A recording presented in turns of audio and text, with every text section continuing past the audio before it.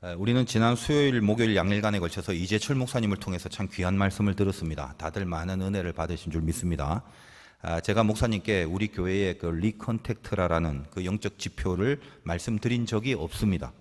그냥 하나님이 주시는 말씀을 받으려고 우리 교회에 대한 정보를 거의 드리지 않았는데, 주신 말씀들이 참으로 신비하게 우리 교회가 추구하는 영적인 코드와 너무도 잘 맞아떨어지는 메시지를 주셔서 속으로 이제 얼마나 감사하고 또 놀랐는지 모릅니다. 더군다나 요한복음의 말씀을 묵상하게 하시니까 또 더욱 깊고 감사했습니다. 하나님의 영이 함께 하심을 확인했던 그런 시간들이었다라고 생각을 합니다. 자, 이제 우리가 진대면에서 신대면, 이 전향되는 삶의 어떤 시점에서 이 요한복음의 근래 본문들이 전부 다 무슨 메시지를 주고 있습니까? 이 세상에서 어떻게 살아가고 또 무슨 관계를 갖고 살아가야 되는가, 거기에 대한 말씀들 아닙니까? 그래서 이제 이번 주부터 고난주간 특별 기도회를 하는데, 성경에서 고난이란 배경이 가장 두드러진 부분은 요한계시록입니다. 제가 기도하면서 고민을 하다가 최근에 금요일마다 전해드리는 그 요한계시록의 본문이 공교롭게도 이제 4장과 5장 즈음을 다루어야 될 차례인데, 그 부분이 성부 하나님과 성자 예수님에 대한 말씀입니다. 그러니까 앞으로 극심한 고난에 직면할 그 상황에 대해서, 그 고난 앞에서, 그 고난 만나기 바로 직전에 그 고난 앞에서 우리가 분명히 가지고 있어야 될 믿음의 스탠스, 이게 뭔가를 우리에게 전해주는 그 내용이죠. 그래서 고난주간 동안에 우리가 지금 다루고 있는 요한계시록을 제가 연결해서 묵상하려고 합니다. 여러분 기도로 준비해 주시기 바라고, 실시간 스트리밍은 안 하고 이제 기도회 후에 설교 부분만 유튜브와 팟빵에 올리도록 하겠습니다. 리컨택트라는 취지도 좀 살릴 겸 가능하면 여러분들이 좀 애써서 현장에 같이 참석해서 같이 기도해 주시는 그런 결단들이 있기를 부탁하는 마음입니다. 오늘 말씀 제목은 필연적 근거라고 했습니다. 자, 우리가 이번 집회 기간 동안에 이재철 목사님 설교를 통해서 타페이노스라는 개념을 들었습니다. 겸손이라는 뜻을 가진 이 단어는 위치를 말한다라고 그렇게 우리가 알고 있죠. 낮아진 그 자리에만 주님이 함께 거하신다라는 그런 귀한 은혜를 받았습니다. 자, 예수를 믿는다는 사람이, 그래서 구원을 받았다는 사람이 주님과 함께 있지 않다면 그건 믿는 것도 아니고 구원을 얻은 것도 아니지 않습니까? 자, 우린 세족식 사건을 통해서 섬김이라는 것이 단지 기독교인이기 때문에 가져야 될 윤리적이고 도덕적인 강령이 아니다라는 말씀을 드렸습니다. 착하고 선하게 사는 게 그게 섬김이 아니라 다시 말하면 하면 좋고 안 해도 그만이다라는 차원의 이야기가 아니라고 말씀을 드렸죠. 구원받은 자의 자기 확인이 바로 섬김입니다. 내가 낮은 자세로 섬기고 있는 것 자체는 그 자세가 되어 있느냐 안 되어 있느냐로 내 구원의 자기 확인이 증거된다라는 거예요. 절대적인 거다 이 말이에요. 내가 예수를 믿고 구원을 받았다는 필연적 근거가 바로 거기에 있다라는 말씀입니다. 우리가 이제 고난주간 동안에 감당해야 될 미션이 있지 않습니까? 벌써 이제 몇 명이 이미 숙제를 한 것 같은데, 교육자들이 제작한 영상을 보시면서 어떻게 미션을 감당해야 되는가에 대해서 전반적인 이해를 이제 하셨을 겁니다. 이렇게 교육자들이 연기자는 아니기 때문에 조성진 전도사님의 연기력이 조금 미흡해 보입니다. 그 얼굴 표정이 약간 건방져 보여요.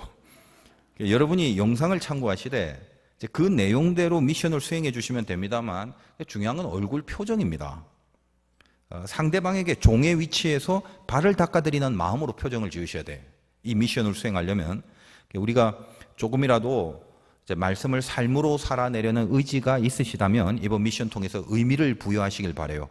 단지 뭐 교회에서 또 한 차례 하는 지나가는 행사나 퍼포먼스 차원으로 쉽게 취급해 버리지 마시고요. 단 한 명이라도 좋으니까 리컨택트를 행하시되 요한복음에서 제자들의 발을 닦는 그 주님의 모습을 가슴에 품고 수행을 해 주시기 바랍니다. 분명히 주님이 주시는 은혜를 우리 가슴으로 경험하게 되리라고 믿습니다. 자, 윽박지르지 마시고요. 자, 이거 믿어 이런 거야 라고 하지 마시고요. 웃는 얼굴로 하세요. 여러분, 신앙은 표정입니다. 제가 어제 우리 교회 이제 청년 주례를 했는데, 그동안 주례를 그렇게 많이 하면서 난생 처음 사진기사한테 한마디 들었어요. 목사님 좀 웃으세요 그러시더라고요. 저도 이게 웃는 표정이 아직 훈련이 안 됐구나 싶은 마음이 들었습니다. 그래서 오늘 웃으라는 표정 지으라고 메시지를 주려고 저한테 사인을 주신 것 같아요. 신앙이 무엇입니까? 뭐 예수님 본받고 주님 따라가는 거 아닙니까? 요한복음의 특징 중에 예수님은 자기 자신에 대해서 자기 설명을 많이 합니다. 자기가 누군가를 알아야 우리가 그분을 따라갈 거 아닙니까? 에고 에이미라는 유명한 문구가 많이 나오죠. 나는 뭐뭐다. 영어로 I am인데, 자, 나는 생명의 떡이다. 나는 세상의 빛이다. 나는 양의 문이다. 나는 선한 목자다. 등등. 그 많은 것, 한 대표적으로 7가지 정도의 에고 에이미의 표현이 나옵니다만 그 어느 것 하나 이 세상의 권세자나 능력자로 자기를 표현하신 적이 없습니다. 내가 누구냐라고 예수님이 자기 정체성을 스스로 말씀하시는 그 내용 가운데 공통된 것은 전부 다 자기 죽음이 필연적으로 따라오는 자기 정체성이었다는 것입니다.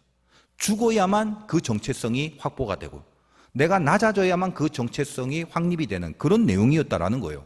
그러니까 우리가 주님을 따라가야 된다는 사실은 동의합니다. 그러니까 우리 크리스찬이니까요. 모든 기독교인이 주님 따라갈래요? 그러면 예, 그렇게 동의를 한단 말이에요. 그걸 동의하지 않는다면 신자가 아닌 거죠. 그런데 중요한 거는 그러면 그 주님의 무엇을 따라가고 주님의 무엇을 본받겠다는 것인가? 이 부분에 대해서 제자들마저도 철 없던 시절에는 주님의 무엇을 따라가야 하는지 모르고 있었습니다. 우리가 요한복음 하면서 이제껏 확인한 내용 아니겠습니까? 우리는 모두 예수님을 따른다고 하고 예수님의 영광을 위하여 산다고 합니다. 그러면 영광이라는 말은 여러 번 말씀드렸다시피 빛을 반사하는 거고, 다시 말하면 주님의 빛이 나를 통해서 반사되는 역할을 해야 된다는 건데, 그러면 그걸 하려면 옆에 있어야 되죠. 그 빛이. 주님이 함께 하셔야 그분의 빛을 받아서 반사시킬 수 있지 않겠습니까?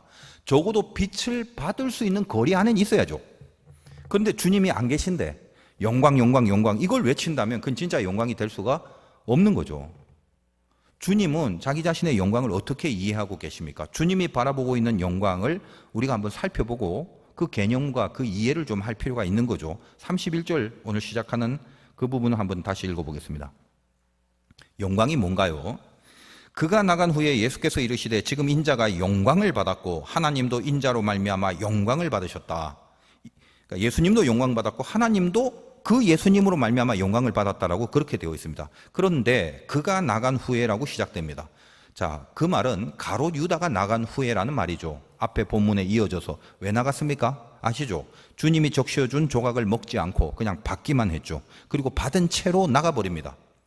주님이 많은 기회를 주셨지만 저번 시간에 살펴본 바처럼 7번의 기회를 주셨지만 유다는 결국 믿음을 버리고 이제 완전히 나가버렸습니다. 기회가 없는 거죠. 이제는 결국은 주님은 붙잡히게 되시고 알다시피 십자가의 죽음의 길을 가게 되는 겁니다. 그러므로 이 그가 나간 후라는 말은 그 죽음이 결정된 후라는 말입니다. 가롯 유다가 이제 나가버림으로 예수님이 팔리게 되기 때문에 예수님이 이제는 죽을 수밖에 없구나, 그 때가 왔구나, 그 죽음이 결정된 후에라고 하는 뜻입니다. 바로 그때에 말씀을 하신단 말이에요. 그가 나간 후에 예수께서 이르시되, 무슨 말씀을 하실까요? 지금 인자가 영광을 받았고 지금 인자가 영광을 받았대요. 그리고 하나님도 그 인자로 말미암아 영광을 받으셨다고 합니다. 이걸 영광이라고 한다는 걸 우리가 기억하시기 바라요. 자, 죽는 게 결정된 그 순간이 이 31절에 지금 영광을 받았다라는 바로 그 지금이죠. 죽는 게 결정된 그 순간이 지금입니다. 그 지금 인자가 영광을 받았다. 죽는 게 결정된 그거를 주님은 영광을 받았다라고 말합니다. 이런 역설이 어디 있냐 이 말이에요. 덧붙여 하나님도 그 주님으로 말미암아 영광을 받았다고 합니다. 인자로 말미암아라는 말이 그 말이죠. 주님이 죽으심으로 말미암아 하나님도 영광을 받았다. 여기 매우 중요한 그런 영적 사실을 확인하셔야 됩니다. 지금 하나님이 받으신 영광이라는 건, 자, 인자도 받고 하나님도 받았죠. 그 영광은 세상에 그 어느 누구도 인정하지 않는, 그 어떤 사람도 알지도 보지도 듣지도 못한 그런 영광 아니겠습니까? 사람은 알지도 못하고 사람은 보지도 못하고 사람은 인정하지도 못하는 그런 영광이란 말이죠. 여러분 잘 생각해 보시기 바랍니다. 우리 보통 대표 기도할 때 그 단골 문장들이 몇 개 있죠. 여러분에게 익숙한. 우린 참 그 전통에 익숙합니다. 기도를 하실 때 오랫동안 신앙생활 하신 분들은 자연스럽게 어떤 전형적인 기도문들을 알고 있어요. 체득이 된 거죠. 처음 도입 부분에 이런 표현 많이 합니다. 영광 받으시기에 합당하신 하나님. 그러잖아요. 얼마나 많이 사용하는 기도 문구인지 모릅니다. 뭐 그런 이유로 또 어떤 게 있죠. 여러분 잘 쓰는 것 중에 지금은 시작하는 시간이 오니 마치는 시간까지 어쩌고 저쩌고 뭐 그런 문장 많이 사용합니다. 여러분 그 예배 가운데 대표 기도를 할 때쯤 되면 예배가 많이 진행된 시간인데 거기다 대고 지금은 시작하는 시간이 오니 그래 버리면 좀 난감하죠. 기도 듣다가 이거 기도 끝나면 입장부터 다시 해야 되나 그런 생각이 든단 말이에요. 그래서 왜 그런가 생각을 좀 해보니까 한국 교회가 예배라는 게 주로 설교를 그 메인으로 삼는 의식 때문에 그런 것 같아요. 그러니까 설교 시간부터가 뭔가 본격적인 예배라는 그런 의식을 갖고 있는 거죠. 그러니까 이해는 합니다만 예배는 저 뒤에서 들어오는 그 입장부터 그때부터 예배지 않습니까?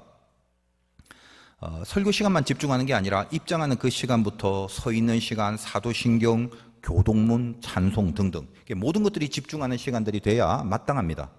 자, 하여간 영광 받으시기 합당하신 하나님이라는 그 문장이 단골 기도문인데 이게 참 적절한 표현이죠.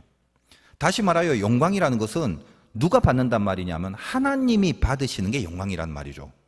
그러면 영광이라는 게 정확하게 뭔지 우리 진단해 보시기 바랍니다. 하나님이 받으시는 게 기독교가 말하는 성경이 말하는 영광이란 말이에요. 그러면 하나님이 받으시는 그것을 다른 일반적인 세상의 사람들은 그걸 알아야 하나요? 몰라야 하나요? 알 수도 있고 모를 수도 있죠. 근데 중요한 게 뭐냐 하면 아냐 모르냐, 사람이 아냐 모르냐가 아니라 하나님이 받으셔야 하는 겁니다. 그래야 영광이라고 할 수 있는 거예요. 그런데 하나님은 안 받으셨는데 많은 사람들이 영광 그러면서 영광을 받았다, 영광을 봤다 그렇게 얘기한다면 그게 진짜 영광이 맞는 건가요? 아니죠. 물론 하나님이 받으시는 영광을 다른 사람들이 볼 수도 있습니다만 만약 하나님은 안 받으셨는데 그냥 많은 사람들이 그걸 봤다라고 한다면 그건 아니죠. 바로 여기가 세상에서 말하는 세상 영광과 기독교에서 말하는 하나님의 영광의 극명한 차이점입니다. 그러니까 여러분이 신앙생활하면서 제가 영광이란 단어 개념을 굉장히 많이 말씀드렸는데 왜 이게 중요하냐면 우리 존재 목표가 하나님 영광에서 산다고 하잖아요. 그럼 영광이 뭔지를 알아야 될 것 아니겠습니까? 근데 예수 믿으면서 우리가 생각하고 추구하는 영광이 하나님의 영광, 성경이 말하는 영광 외에 세상의 영광과 하나님의 영광을 굉장히 많은 부분 착각하고 있다는 것이 문제라는 거예요. 자, 세상 영광과 하나님의 극명한 차이점이 뭐냐? 세상 영광이라는 것은 세상의 사람들이 알아야 비로소 영광이 되는 것입니다. 스포츠에서 우승을 했다든지 큰 성공을 해서 알려졌다든가 그런 거는 세상 사람들이 다 알잖아요. 만약에 세상의 사람들이 하나도 모른다면 그건 세상 영광 아닙니다. 그러나 하나님의 영광은 달라요. 세상 사람 중에 단 한 명도 그걸 본 사람이나 알고 있는 사람이 없다 할지라도 하나님이 받으시는 그 영광이 있다는 겁니다. 솔직히 말씀드리면 거의 대부분에 있어서 진짜 하나님의 영광은 하나님만 아시는 경우가 태반입니다. 여러분 예수님 어떤가요? 하나님이 주님을 통해서 영광을 받으셨답니다. 그러나 그 영광을 받는 동안에 세상은 예수님을 가장 처절한 실패자로 보고 있었습니다. 그렇지 않습니까? 오죽하면 십자가에 달린 강도마저도 주님을 비방하고 있었겠습니까? 그래서 이 영광이란 단어가 그 다음 32절로 연결이 되는 것입니다. 32절 보겠습니다. 만일 하나님이 그로 말미암아 영광을 받으셨으면 하나님도 자기로 말미암아 그에게 영광을 주시리니 곧 주시리라. 자, 하나님이 주님의 죽으심으로 세상 사람은 하나도 모르는 당신만이 알고 있는 당신의 영광을 받으셨답니다. 그래서 하나님은 주님에게도 그 영광을 주신다고 합니다. 그것도 이제 곧 주신다고 합니다. 그 곧 주시는 그 영광이 뭐죠? 부활이죠. 그래서 십자가와 부활은 연결된 한 세트입니다. 서로 별개로 따로따로 구분할 것이 아니단 말이죠. 자, 하나님은 이 타페이노스, 겸손의 자리에 계십니다. 낮은 곳에 있습니다. 영광이라는 건 그 빛을 반사해야만 되기 때문에 멀리 있으면 안 되죠. 옆에 있어야 빛을 받을 수 있겠습니다. 그러면 그 낮은 자리, 하나님이 계신 자리, 그 죽음의 자리에 계셔야만 거기에 계신 하나님의 영광을 반사할 수 있는 거죠. 그래서 그 자리까지 내려오신 주님을 통해서 하나님이 영광을 받으셨기 때문에 당신의 영광을 예수 그리스도에게 반사하여 죽음에서부터 부활로 이어지는 당신의 영광을 주님에게 주실 수 있는 겁니다. 전부 다 그 밑에 죽음의 자리와 낮아짐의 자리와 섬김의 자리에서 가능한 것들이었죠. 이것이 기독교예요. 고로 십자가 없이 부활은 없는 것을 여러분은 얼마나 많이 들으셨습니까? 그러나 모든 기독교인들의 바람은 전부 다 부활만이죠. 다시 살고 싶은 거예요. 소생케 되고 싶고 잘 되고 싶고 하여간 보기에 화려하고 싶고 영광만 있었으면 좋겠다는 거죠. 그러나 그런 것들은 전부 다 세상 영광에 가까운 것들이라는 걸 다시 한번 우리가 인식할 필요가 있다는 거예요. 그 어떤 것도 바로 이 진리를 벗어난 것은 기독교가 아닙니다.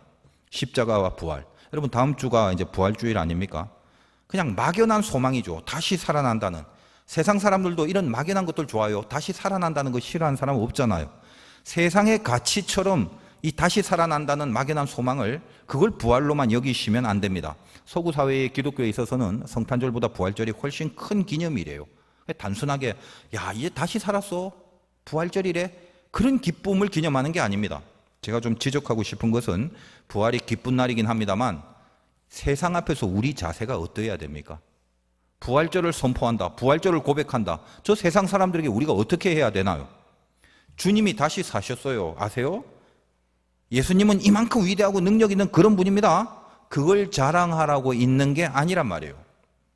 여러분 달걀을 왜 이렇게 깨먹어야 됩니까? 이번 부활절은 상황이 이제 안 좋다 보니까 교회에서 뭐 먹는 거는 안 좋을 것 같아서 달걀을 나눠드리진 않습니다. 대신에 우리 면역에 도움이 되라고 좋은 거 드립니다. 제가 여러 번 말씀드렸지만 교회에서 부활절에 달걀 나눠줄 때 소금도 좀 같이 주면 좋겠다고 그렇게 늘 얘기를 하죠. 소금까지 주는 교회가 거의 없어요. 제가 웃으라고 드린 말씀입니다만 목사는 농담조차도 메시지가 되면 좋습니다. 달걀 먹는 게 중요한 게 아니라 껍질을 까는 거예요. 이게 중요하죠. 안 깨지고 어떻게 먹어요? 깨지지 않고 어떤 생명이 나옵니까? 달걀 껍질 안 깨고 먹는 건 그 뱀이나 그렇게 먹어요.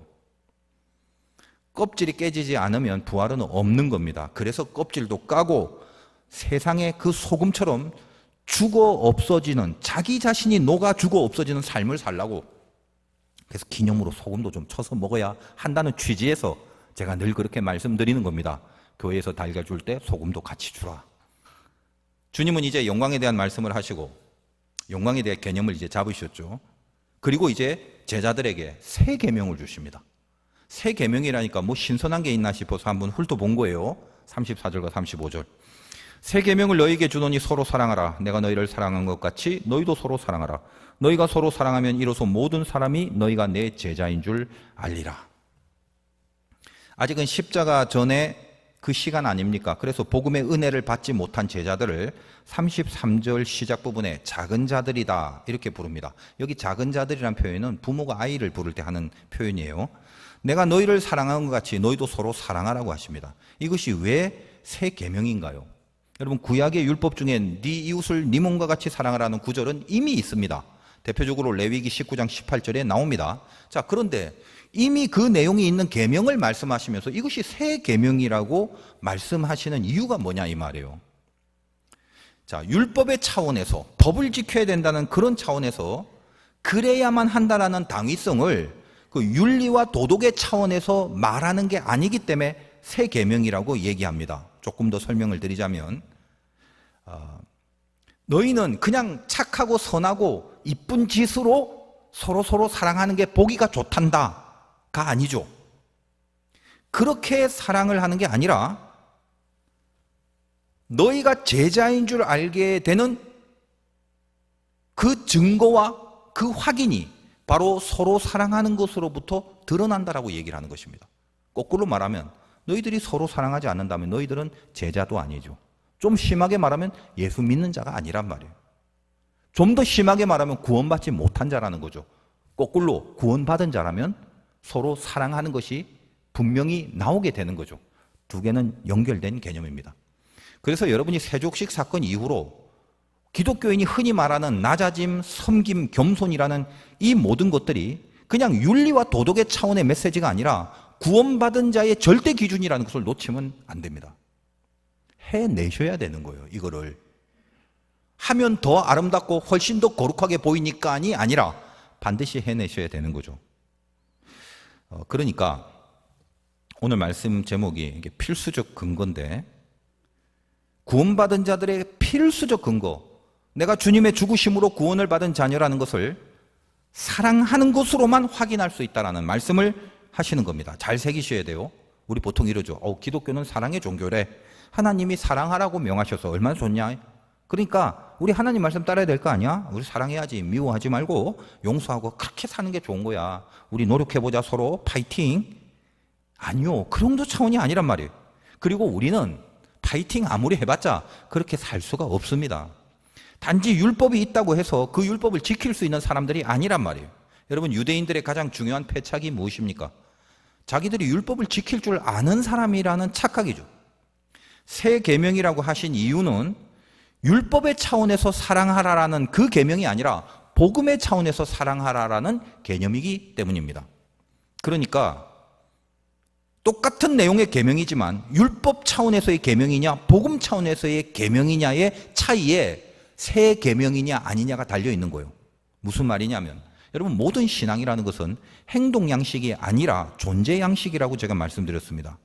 율법이라는 건 행동 양식이고 복음이라는 건 존재 양식이에요. 소금이어야 됩니다. 그냥 소금이 돼야 돼요. 소금이 되라는 말이라면 소금의 역할을 하려고 하지 마세요. 역할이 중요하다면 소금이 아니라 간장을 쳐도 짠맛이 납니다. 우리가 구원받은 자녀라는 바로 그 존재로 살아가시란 말이에요. 구원을 받았다는 게 뭐죠? 주님이 대신 죽으시는 사랑 때문이죠. 그러니까 그 사랑을 입은 자가 구원을 받은 사람입니다. 여러분이 전부 구원을 받았다면 주님의 그 사랑을 입은 사람이에요. 근데 주님이 어떻게 우리를 사랑하셨나? 내가 너희를 사랑한 것 같이, 이 말을 명심하시기 바랍니다. 여러분이 주님이 사랑하는 대상, 내가 너희를 사랑한 것 같이 예수님이 사랑하는 대상이 아니라면 이미 구원은 없었습니다. 자, 그러면 우리에게 뭐가 잘난 게 있어서 혹은 무슨 어떤 조건이 있어서 예수님이 우리를 위해서 죽으시기까지 사랑하실 수 있었겠습니까? 우린 다 알죠. 아무런 대가 없이 구원을 받은 사람, 그 사람이 우리들입니다. 그러므로 사랑하라는 것은 사랑하는 행위를 하라는 말이 아닙니다. 내가 너희를 사랑한 것 같이 행위를 생각하지 마시고 일단 내가 주님의 사랑을 받은 자로 있는가를 보란 말이에요. 지금 여러분 그거를 속으로 확인하셔야 돼요. 여러분이 구원을 확신하십니까? 그러면 주님의 사랑을 받은 자들입니다. 제가 이해를 돕기 위해서 다시 말씀드려요. 여러분, 기독교 신앙에서 구원이 제일 중요하죠. 우리 구원 때문에 여기 있는 거예요. 사랑하라는 실천부터 하지 마시란 말이에요. 이해를 잘 하셔야 돼요. 그냥 극단적으로 말씀드리자면 애써 사랑을 실천하려는 그 의지부터 먼저 가지려고 하지 말란 말이에요. 소금이 안 된 상태에서 어떻게 짠맛을 낼까를 궁리하지 말란 말이에요. 모든 기독교인들이 소금이 아닌데 소금의 역할을 하려고 하기 때문에 문제가 생기는 거예요. 사랑하라고 했지. 좋아. 저 사람을 어떻게 사랑하지? 어떤 방법으로 사랑하지?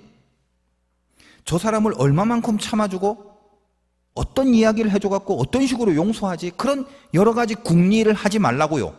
너희끼리 서로 사랑하라라고 그 말을 들었다 해서 왜 지금 제가 이런 말씀을 드리냐면 일단은 나만 보세요. 나만. 내가 누군가요? 예수님께서 내가 너희를 사랑한 것 같이 사랑해라 하기 때문에 사랑해라 전에 내가 너희를 사랑한 것 같이가 중요한 거단 말이지. 사랑해라라고만 하면 사랑해라라는 것을 어떤 실천과 율법으로만 행위를 하려고 애를 쓰고 궁리를 할 건데 내가 너희를 사랑한 것과 같이라는 것을 놓치면 율법 차원의 행동 양식이 돼버린다 이 말이에요. 그러면 내가 너희를 사랑한 것 같이에 집중하려면 내가 누구지? 주님이 사랑하신 그 너희 중에 하나가 난데 이렇게 되는 거죠. 그러니까 그냥 그것만 집중하세요. 만약에 여러분이 오늘 이 말씀 속에서 주님이 나를 사랑했다는 사실을 새삼스럽게 뜨겁게 확인이 되고 이상한데 뻔히 알고 있는 건데 왜 이렇게 가슴이 뜨겁지? 내가 누군지를 다시 한번 분명히 하게 된다면요, 그 다음에 어떻게 해야 한다는 말씀은 이제 들으실 필요가 없단 말이에요. 이미 소금은 존재만으로 뭘 해야 될지가 결정이 되어 있습니다. 세상 사람들이 기독교인에게 뭔가 좀 좋은 영향을 받을 때가 언제인지 아시나요? 기독교의 교리가 이렇습니다. 성경의 내용이 이렇습니다. 혹은 구원의 이론이라는 이런 겁니다. 우리 교회는 참 좋습니다. 그런 거 제시한다고 감동이나 영향받지 않습니다. 제가 말씀드렸죠. 이제 예수를 모르는 한국 사람은 없습니다. 세상 사람들이 뭔가 의아한 눈빛으로 이게 뭐지? 어라? 저 사람 뭐지? 그럴 때가 있어요. 뭔지 몰라도 저들이 믿고 있는 하나님은 정말 존재하시는 게 아닐까라는 그 감각이 이렇게 들어올 때가 있단 말이에요. 그 영적 임팩트 언제 주어지는지 아십니까? 하나밖에 없어요. 하나밖에. 이유 없는 대접을 받을 때 그렇습니다. 이유 없는 대접, 그건 세상에 없어요. 그건 세상 원리가 아니에요. 제가 아무리 조사해도 이익이 없는데, 이익이 전혀 안 보이잖아. 그리고 저건 분명히 손해를 보는 건데 무슨 꿍꿍이가 있는 거 아니야? 그런데도 왜 저러지? 그렇게 의심을 할 정도가 돼야 되는 거예요. 그걸 값없는 은혜라고 하죠. 세족식이 그거죠. 왜 내 발을 주님이 씻기시냐 이 말이에요. 우리가 주님에게 받은 그 은혜입니다. 그래서 세상 사람들이 예수 믿는 우리를 이상하게 여겨야 되는 거예요. 우리는요, 그냥 그 사람 자체가 이 모양 저 모양 살펴보니까 좋을 만한 구석이 있고 내 마음에서 좋아졌기 때문에 사랑하는 게 아닙니다. 그런 식으로 사랑하라라는 말은 세상 사람들도 잘 하죠. 아니, 사랑하고 싶은 사람 사랑하는 거 어려운 거 아니죠. 그거는 오히려 사랑하지 말라고 하는 게 더 어렵습니다. 그렇지 않습니까? 그런데 우리는 그 사람을 보고 그 사람을 위하여 그렇게 그 사람에 대한 사랑을 하는 게 아니죠.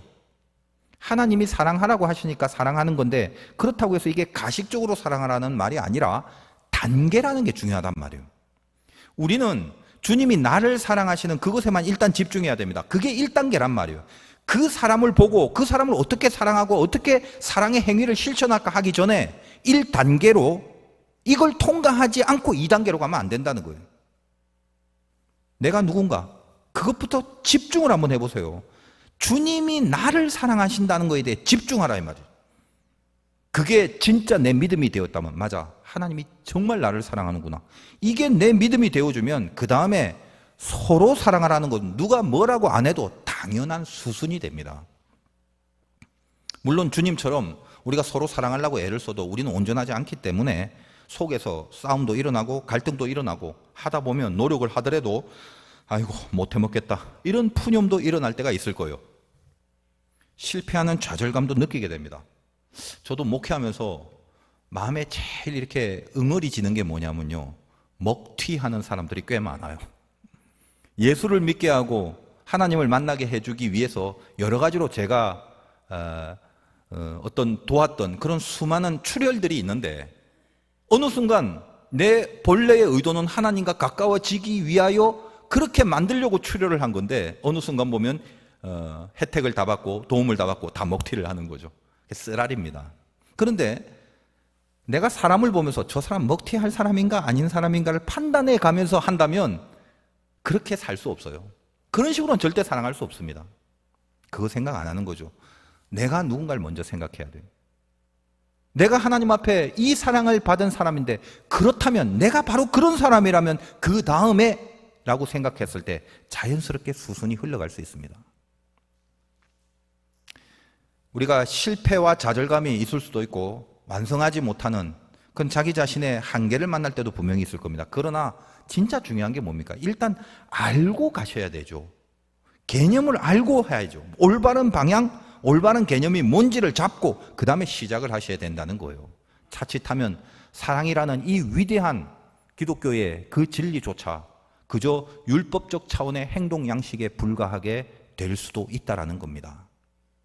우리가 신자로서 인생을 헤쳐나갈 때 닥쳐오는 많은 문제들이 있죠. 얽힌 실타래를 풀어보신 적이 있습니까? 안 풀리죠, 그거. 근데 어느 한순간 막 일사천리로 쭉쭉 풀리네라는 과정도 있습니다만, 그때 그 시초의 끈을 잡지 못한 상태라면 잘 풀리는 것 같아도 가다가 어느 한순간 더 뭔가가 강하게 한쪽 구탱이가 매듭이 되면서 훨씬 더 어렵게 만들어버리는 경험을 하셨을 겁니다. 똑같아요. 신자의 인생이라는 거는 내가 누군가, 그걸 분명히 하지 않고는 자기 인생에 얽힌 실타래를 못 푸는 경우가 생기는 겁니다. 처음 시작이 그겁니다. 이걸 못 잡으면 잘 풀리는 것 같이 착각이 될 때가 있어요. 그러나 결국은 그것 때문에 훨씬 더 얽히고 훨씬 더 이렇게 꽉 꼬매어지는, 그래서 전혀 이제는 풀 수 없는 그런 상태가 될 수 있는 경우가 굉장히 많다라는 거예요. 처음 시작을 잘 잡아야 됩니다. 내가 누군가, 예수 믿는 사람은 항상 그겁니다. 거기서부터 풀어 나가는 것이 예수 믿는 자의 인생 솔루션이란 말이에요. 여러분 누군가요? 지금 당면한 고난과 아픔과 문제가 있으면 그거 잠시 뒤로 하시기 바라요. 그거 안 풀려요. 여러분 문제를 풀지 말고 내가 누군가를 풀어야 됩니다. 그게 예수 믿는 사람들의 자세란 말이에요. 여러분 누구예요? 어려운 질문인가? 잘 모르시겠다면 적어도 여러분이 누구이면 좋겠습니까? 여기서 여러분이 잘 모르시겠다면이란 제가 전제를 붙이는 건 우리는 항상 우리 실력을 알기 때문에 그렇죠. 내가 누구냐? 하나님의 자녀야. 이론적으로는 아는데 그 말을 진심으로 고백할 만한 실력이 안 되기 때문에 늘 의아해하고 주저합니다. 근데 적어도 그렇다면 여러분이 누구이면 좋겠습니까? 여러분은 누구로 시작했으면 좋겠어요? 예수 믿는 사람의 솔루션이라는 게 처음에 내가 누구냐로 시작해야 된다고 했는데 내가 누군지 잘 모르고 확신이 안 된다면 적어도 그 다음에 내가 누구이기를 원하십니까? 저는 제가 하나님의 자녀였으면 좋겠어요. 그걸로 시작하고 싶어요. 하나님이 사랑하시는 그 사람이고 하나님이 구원을 베풀어 주시는 그 자녀였으면 좋겠습니다. 여러분 어떤가요? 물론 이런 마음도 은혜를 입었기 때문에 생긴 거죠. 근데 어때요? 여러분들도 마찬가지죠. 그러면 됩니다. 그 원함이 있다는 것도 굉장히 중요한 거거든요. 그래서 거기서 시작하시면 된다는 거예요. 여러분이 되고 싶은 거, 그거 하나님이 사랑하셔서 구원을 베풀어 주신 하나님의 자녀, 그것이 여러분의 정체라는 겁니다. 아직 믿음이 무르익지 않았기 때문에 여러분의 자녀됨을 스스로 잘 못 믿겠다면 10분 양보해서 여러분이 적어도 되고 싶은 그 정체가 무엇인지만 확인하셔도 좋습니다. 여러분 모두 하나님의 자녀 되고 싶지 않나요? 동의하시죠? 혹 이 중에 목사님 저 그거 싫어요. 만약에 그러시다, 나 하나님 자녀 싫어. 그럼 이제 더 이상 제가 드리고 싶은 말씀은 없습니다. 그러나 저나 여러분들은 은혜를 받으신 분들이니까 오늘 예배에 나왔잖아요. 하나님의 자녀가 되고 싶은 마음, 그게 분명히 그 안에 있단 말이에요. 은혜를 받았기 때문에. 그러면 그 되고 싶은 것, 그걸 자기 정체로 강력하게 붙으시기 바랍니다. 믿음은 바라는 것들의 실상이라고 그랬죠. 아직 자격, 실력, 수준이 안 돼서 긴가민가 하는 경우가 있을 수 있어요. 그래서 우리는 내 자격과 실력으로 자기를 진단하지 마시고요. 오늘 베드로 얘기가 그 얘기입니다. 늘 자기 의지, 자기 실력, 자기 열심으로 뭔가를 이루려고 했는데 그렇게 하지 마시고요. 은혜로 붙들리는 그 부분, 그걸 강력하게 해야 한다는 겁니다. 나는 아직 실력은 안 되지만 하나님의 은혜를 주셔서 이상하게 내 마음속에 하나님의 자녀가 되고 싶네. 그게 있단 말이에요. 이게 얼마나 소중한 것인가를 그걸 꼭 붙으시기 바랍니다. 여러분이 바라고 있는 그것이 하나님의 자녀가 분명 맞다면 충분합니다. 거기서 시작하시면 됩니다. 그리고 거기서 시작하셔야 합니다. 확실하게 거기서부터 그 끈을 시작으로 붙잡고 실타래를 풀어 나가시면 되는 거예요. 우리는 이제 새 계명으로 살아가야 합니다. 이번 집회에 그 라이벌이라고 하는 그 말이 강이라는 영어 리버에서 유래한 단어라고 들었죠. 우리 목사님 통해서 같은 물을 먹는 사람들 사이에 라이벌이 있다는 말을 우리가 들었습니다. 자, 요한복음의 저자인 요한에게 있어서 12제자 중에 라이벌이 있겠죠. 그렇다면 요한의 라이벌이 누굴까요? 당연히 수제자 베드로죠. 물론 베드로에게 있어서도 라이벌은 요한입니다. 자, 베드로는 명색이 수제자, 요한은 주님의 가장 가까운 곳에 있었던 사랑하는 제자. 뭔가 묘한 긴장이 있죠. 자, 알다시피 저 뒤에 나옵니다만 베드로가 주님에게 저 요한은 맨날 주님 옆에 있는데 뭐 우린 다 그렇다 하는데 요한은 나중에 어떻게 되냐고 질문하다가 신경 끄고 너나 잘해라, 그 핀잔을 받기도 합니다. 근데 이건 좀 이제 번외의 메시지입니다만 요한복음을 좀 자세히 보시면 다른 복음서에 비해서 좀 베드로가 무식하고 띨띨한 경우가 굉장히 많은데 요한복음 안에는 베드로의 띨띨한 면모가 다른 복음서에 비해서는 많이 삭제되어 있습니다. 아마도 요한이 사랑하라는 그 주님의 말씀을 내심 잘 지키면서 복음을 쓴 것 같다는 느낌이 듭니다. 요한복음 13장의 큰 그림은 저번 시간에 뭐라고 그랬죠? 가롯 유다와 베드로의 비교라고 말씀드렸죠. 그래서 요한은 이 유다의 사건을 적어놓고 오늘 뒷부분 36절에서 38절에 베드로를 같이 언급하고 있는 겁니다. 우리가 알다시피 유다나 베드로가 다 죄가 있지만 자, 회개하고 구원을 받은 베드로, 그리고 회개하지 못한 유다, 그걸 통해서 우리들에게 주는 일반 메시지들 여러분 잘 알고 있죠. 인간 다 죄를 짓는다. 그러나 회개하고 돌이킬 때 주님이 붙들어 주신다. 그런 말씀이란 말이에요. 자, 그런데 오늘 13장 마지막에 베드로에 대한 이야기를 적은 원래 본래의 의도, 이 이유가 뭘까요? 여러분, 베드로에 대한 본격적인 메시지는 요한복음 저 뒤에 나옵니다. 부활하신 주님을 만나는 그 장면이 베드로 사건의 하이라이트죠. 그래서 요한은 제법 베드로를 많이 배려해서 그 베드로를 저 뒷부분, 결말 부분에 소개하면서 이 베드로를 통해서 굉장히 진한 메시지를 주고 있습니다. 근데 이제 오늘 베드로 이야기는 닭 울음소리, 이게 주제죠. 여러분 37절에 보니까 베드로가 이르되 주여 내가 지금은 어찌하여 따라갈 수 없나이까? 주를 위하여 내 목숨을 버리겠나이다. 이렇게 얘기합니다. 이건 나름대로 진심입니다. 그러나 그렇게 못했죠. 무슨 말인가요? 인간이 자기 실력으로 구원받는 거 아니라는 메시지를 강하게 시사해 주고 있습니다. 베드로마저도 수제자인데도 불구하고 더군다나 죽음을 각오한 진심이 분명히 있었어요. 그럼에도 불구하고 인간은 구제불능이더라, 그 말입니다. 저와 여러분의 말 아닙니까? 이건 뭘 말하냐면 율법의 차원에서는 아무리 애를 써도 우리의 행동 양식의 바운더리 안에서는 우리는 하나님을 믿을 수도 없고 우리끼리 사랑할 수도 없다는 거예요. 우리는 절대로 온전해지지 못합니다. 그래서 주님은 베드로에게 뭐라고 하십니까? 36절 보세요. 시몬 베드로가 이르되 주여 어디로 가시나이까? 예수께서 대답하시되 내가 가는 곳에 네가 지금은 따라올 수 없으나 후에 따라온다. 지금 안 된다고 합니다. 왜요? 네 의지가 발동되고 있는 시즌은 그건 안 돼. 네 결단, 네 각오, 죽음을 각오해봐라. 되나? 그거 갖고 되는 게 아니야. 구원과 사랑과 하나님 안에 들어간다는 거는. 그리고 나중에 따라온다고 합니다. 나중이 언제지요? 왜냐하면 예수님께서는 당신의 죽으심의 사건이 우리의 운명을 바꿔줬기 때문에 예수님의 십자가 사건 이후에 따라오게 된다고 말합니다. 지금은 그 수준이 바뀌지 않았지만 구원받은 자, 다시 말하여 적어도 하나님의 자녀이기를 원하는 자들은 예수님의 죽으심의 은혜 때문에 드디어 주의 말씀이 그 안에 들어간다라는 메시지를 주고 있는 거예요. 그것이 오늘 마지막에 베드로 이야기를 적어놓은 이유인 것입니다. 저번 시간에 가롯 유다가 그 많은 기회에도 불구하고 주님을 떠나버리는 사건을 다뤘습니다. 7번씩이나 계속 말씀을 던져줬는데도 가롯 유다는 그것을 거부했습니다. 그 기회를 다 놓쳐버리죠. 그래서 마지막으로 적신 조각을 유다에게 주지만 유다는 그걸 먹지 않고 받아만 둡니다. 이 부분에 대해서 저번 시간에 좀 언급을 해드렸지만 오늘은 이렇게 신학적인 차원이 아니라 우리 신앙적인 관점에서 잠시 이해를 한다면 주님이 한 조각을 적셔서 유다를 줬을 때 이 조각은 주님 자신을 말하는 거죠. 더불어 말씀이 육신이 된 성육하신 주님의 말씀 자체를 말하는 개념이기도 합니다. 그런데 그 말씀을 받아만 둡니다. 속으로 들어가지 않습니다.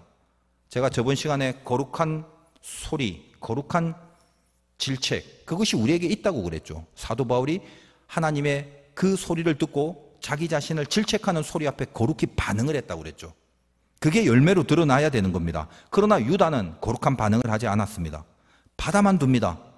그에 비해 베드로는 닭 울기 전에 3번 부인한다라는 말씀이 떨어졌는데, 그리고 나서 요한복음에서는 닭 울음소리에 대해서 더 이상의 언급은 없습니다만 누가복음에 가면 이 닭 울음소리에 예수님의 말씀이 다시 한번 재생되는 그런 사건이 나오죠. 누가복음 22장 60절과 62절인데 거기에 내용이 나옵니다. 주님이 잡혀가시는 그 뒤를 두려워하면서 멀찌감치 따라가면서 그 베드로를 알아보는 주위 사람들에게 주님을 부인하는 그런 장면입니다. 제가 그 부분만 한번 읽어드립니다. 베드로가 이르되 이 사람아 나는 네가 하는 말을 알지 못하노라 하고 아직 말하고 있을 때에, 그러니까 부인을 하는 거죠. 그때 닭이 곧 울더라. 주께서 돌이켜 베드로를 보시니 베드로가 주의 말씀 곧 오늘 닭 울기 전에 네가 3번 나를 부인하리라 하심이 생각나서 밖에 나가서 심히 통곡하니라. 다시 말하여 요한복음 오늘 본문에서 베드로에게 주신 그 말씀이 베드로 안에서 생각이 났다는 거예요. 무슨 말인가요? 그 말씀이 생각났다는 말은 머리에 뇌가 기억했다는 의미가 아니라 가슴으로의 울림으로 드러났다는 거예요. 그래서 울었답니다. 그 말씀 때문에. 무슨 말인가요? 요한복음 오늘 본문에 가롯 유다와 대조되는 베드로의 믿음이 뭐란 말입니까? 베드로는 주님이 주신 말씀을 받기만 한 것이 아니라 영적으로 먹었다는 말을 하려는 거예요. 그래서 먹었기 때문에 그 먹은 말씀이 안에서 생명이 돼서 작용을 하더라는 것을 말하는 겁니다. 그게 구원받은 자의 열매입니다. 가롯 유다에게 수없이 말씀을 던져주셨건만 유다는 반응하지 않았다는 것을 저번 시간에 살펴봤죠. 그에 비해 베드로에게 네가 나를 다 굴기 전에 3번 부인한다라는 그 말씀을 베드로는 속으로 받아 먹었다라는 것을 말하고 있다는 거예요. 그래서 그 말씀이 결정적인 순간 그 안에서 새 생명을 갖고 움직이게 되는 겁니다. 반응을 한 거죠. 그리고 나중에 요한복음 말미에 다루겠지만 베드로는 내 양을 치라는 주님의 사명을 받습니다. 그것도 네가 나를 사랑하느냐라고 3번 물으시면서 사명자로 세워주시죠. 다 굴기 전에 3번 부인한 것과 영적인 대조가 되는 거죠. 사랑하는 고백을 3번 받는 겁니다. 그래서 그 부분은 나중에 그 본문이 나올 때 다루겠습니다. 주님이 오늘 베드로를 등장시킨 이유가 무엇입니까? 사랑하라라는 그 새 계명은 율법적인 게 아니라는 말을 하시는 겁니다. 베드로 네가 아무리 죽을 각오로 다짐을 했지만 그리고 보통의 기독교인들이 전부 은혜 받았다라고 생각하는 게 한번 해볼 거야. 다짐, 결단 그런 것들이죠. 그게 나쁜 건 아닙니다. 그러나 죽을 각오로 다짐을 했건만 그 다짐들은 율법적인 다짐일 뿐이란 말이죠. 율법적 다짐이라는 건 결국은 행동 양식에 불과합니다. 언제든지 변하고 언제든지 변질됩니다. 그래서 말씀을 주십니다. 복음적인 존재 양식으로 살아내기를 뜻하시는 겁니다. 주님이 베드로를 위하여 죽으심으로 사랑했던 그 사랑이 베드로를 다시 돌이키게 하신 겁니다. 베드로는 그래서 행동이 아니라 존재가 바뀌어 버립니다. 베드로가 새 계명을 받아 먹은 겁니다. 구원받은 하나님의 자녀도 저나 여러분도 마찬가지예요. 죄를 짓고 실패할 수가 있습니다. 그러나 우리에게는 뭐가요? 새 계명이 있습니다. 주님이 나를 사랑하셔서 나를 위해서 죽으신 그 은혜가 있습니다. 그 은혜에 붙들려 살아가는 자에게 있어서 주님의 말씀은 늘 새 계명으로 지켜질 수 있다는 그 뜻이에요. 오늘도 주님이 피에 적셔주신 말씀의 조각들, 그걸 우리에게 주실 것입니다. 그걸 받아두기만 하지 마세요. 하나님의 말씀은 가룟 유다처럼 이렇게 받기만 하면 말만 될 뿐입니다. 그러나 베드로처럼 받아 먹으면 결국은 삶이 되는 거죠. 그것이 말삶이라는 뜻입니다. 새 계명은 내용이 뭐냐가 중요한 게 아닙니다. 이전에 있었던 계명이 어떻게 바뀌었고 어떻게 수정돼서 새롭게 됐나? 아니요. 동일한 내용의 계명입니다. 내용이 새로운 게 아니란 말이에요. 내가 누군지를 말씀 앞에 분명히 하고 내가 어떤 정체로 그걸 지켜나갈 수 있는가? 그것이 계명을 새롭게 하는 메시지라는 걸 잊지 마세요. 여러분이 지금부터 모든 하나님의 말씀을 따르는 데 있어서 어떤 스탠스에 서야 될 것을 분명히 말하고 있는 거죠. 여러분은 새 계명을 따르는 자들입니다. 말씀 가운데 승리하시기를, 그리고 고난주간 기도에도 승리하시기를 주님의 이름으로 축원드립니다.